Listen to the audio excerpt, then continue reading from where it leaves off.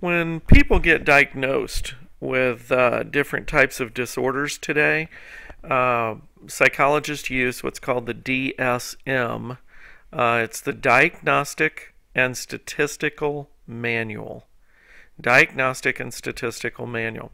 And it's on the fourth version right now. It started years ago.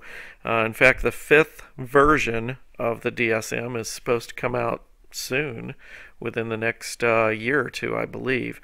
But the DSM, if you pardon the way that I say this, it's almost like a psychiatrist Bible because it has everything that you really and truly need to know to be able to diagnose and figure out different disorders. So it's got all different kinds of disorders, different categories.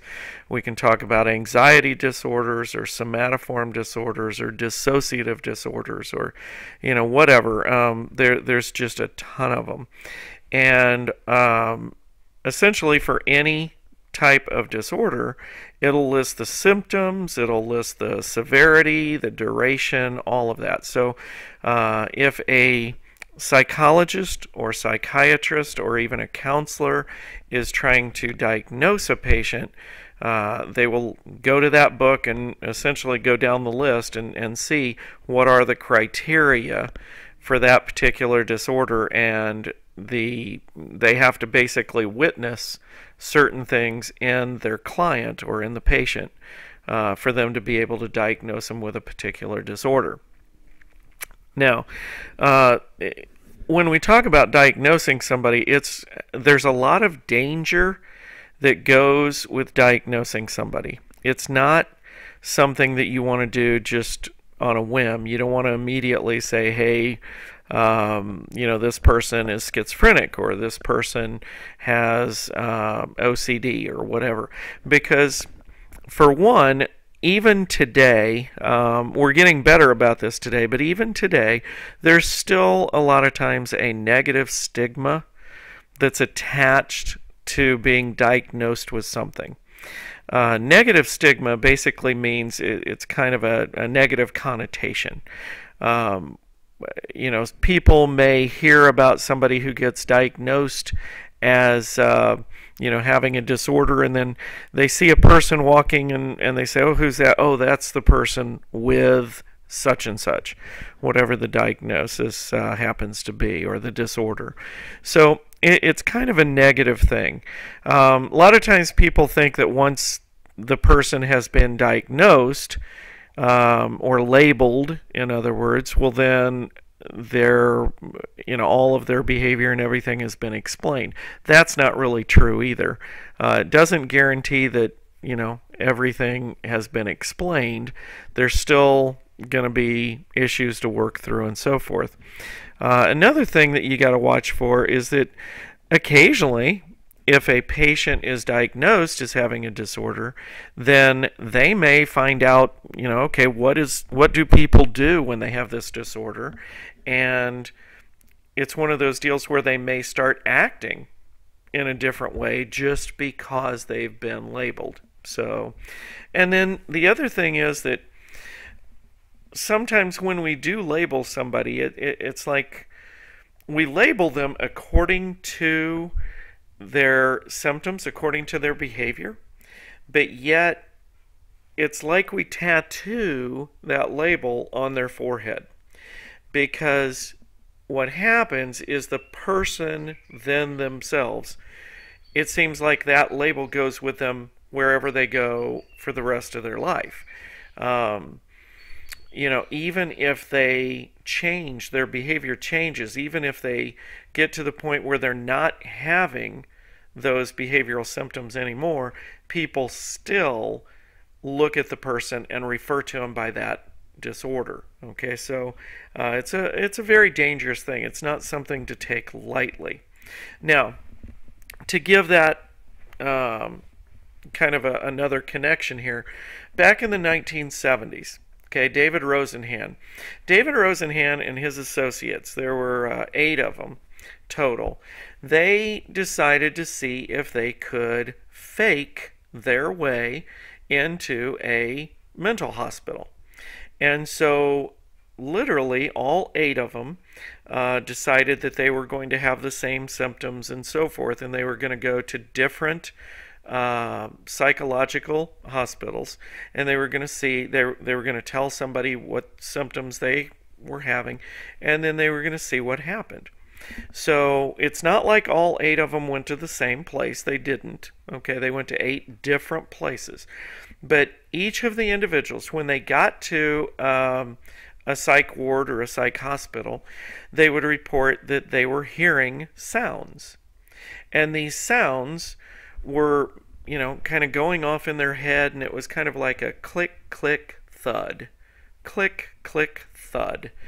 And they just talked about these things, that they were continually having these things in their head. Now, what's interesting is that all 8 of these individuals were admitted into the different hospitals, and all 8 were diagnosed as having a type of schizophrenia. Now, schizophrenia, you tend to hear voices or hear sounds. You have hallucinations that are not real. And so all 8 were admitted. Now, as soon as the individuals got admitted into the hospitals, they stopped hearing the sounds. Now, remember, they were faking this, okay? But they stopped reporting hearing anything. And they acted as normal as they could possibly act. The question is, who noticed? Did the doctors notice? Did the nurses notice? And the answer for the most part was no, they didn't. The only people who ever figured out that these people weren't really, weird or didn't really have an issue were some of the other patients. That's the only people who ever kind of came up to that conclusion. So none of the 8 were exposed as imposters. Now, eventually, after literally a month, 2 months, 3 months of being in a mental hospital, mental institution, eventually, after they had gone so long with no symptoms, they were allowed to leave the hospitals. But they were not given a clean bill of health. In other words, when they walked out the door, nobody said, hey, you're cured, or we were wrong, you didn't have an issue. They all left, and they were still under the assumption that they had schizophrenia, but it was in remission. In other words, you've still got it, we're just not seeing the symptoms right now. And again, that exposes the fact that it's a very dangerous thing to diagnose somebody. Once a person's diagnosed, it's almost impossible to get away from that label. Now, the last thing that we're going to talk about here are some very common features of people who have been diagnosed with different disorders. One, in almost all of the disorders that we're going to talk about and look at in class, you're going to see very high levels of anxiety. Most of these people have a really difficult time dealing with the anxiety, and their anxiety tends to be extremely high. Another thing is you're going to see where people invariably tend to avoid the real source of the anxiety or the real cause of the anxiety. Many of them will use a variety of techniques. Freud would call these defense mechanisms, but they may deny that they have certain issues. They may repress the certain issues. There's a variety of ways that they will kind of avoid the source of it. And so what that causes is the real source of their problems are still there. It's just they never get dealt with unless they go into treatment, and eventually the therapist may encourage them in that direction. But if left on their own, most of the time the patients don't deal with the issue. Now, the last thing is you're going to see that many of them have what we call self-defeating responses. Because they tend to repress or avoid or deny that they have a problem, they don't recognize what the issue is. And so many of them continue to put themselves in the same position over and over and over again. This would be the person who is just overwhelmed with too many things to do, and they can never get their own stuff done. And yet, they tend to be what we call a yes person. If you ever need somebody to help you out, you go to them, and they just can't say no. And so the fact that they always say yes, everybody else is putting their problems on this person, and so this person's helping others deal with their issues, but they can never deal with their own, and that can be an issue. That can be a problem for them. Another example of a self-defeating response would be somebody who absolutely cannot stand their boss, but yet they go out of their way to be nice to the boss. So the boss doesn't know that they have ill feelings toward them, and so the boss may offer them opportunities, more opportunities to do things together, to work on projects, to go out to lunch or whatever. And so the person's continually put in the situation that they don't want to be in to begin with, because they don't realize what's the real source of the problem.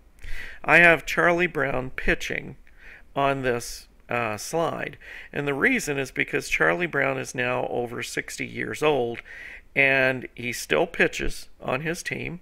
He has a horrible baseball team.